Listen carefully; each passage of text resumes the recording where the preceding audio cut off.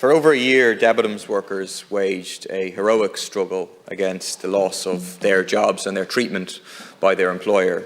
In many respects, their struggle epitomised the treatment of some workers by some employers in the course of the pandemic.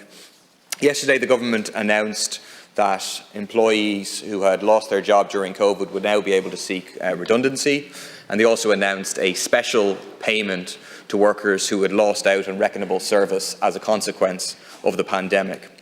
The statement also said that the government would take a flexible and discretionary approach to the granting of that payment. So 2 questions for the Minister. One, will the Debenhams workers, who were very severely affected by the pandemic, be able to apply for and access the special payment?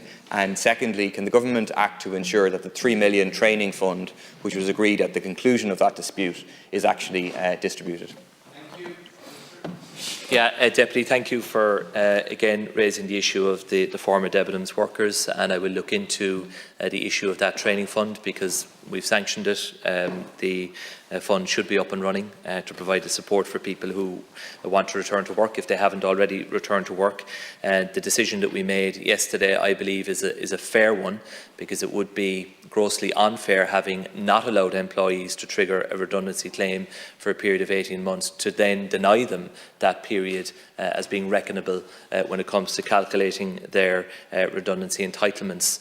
And so I can't comment on any particular case because until I have all of the details, but the very intention of what the government announced was to address that situation, because people were denied the right to claim redundancy because of the statutory position underpinned by COVID. That has now changed, and we are allowing people to claim, and the state is going to step up and provide the funding to ensure that that reckonable period counts for their redundancy.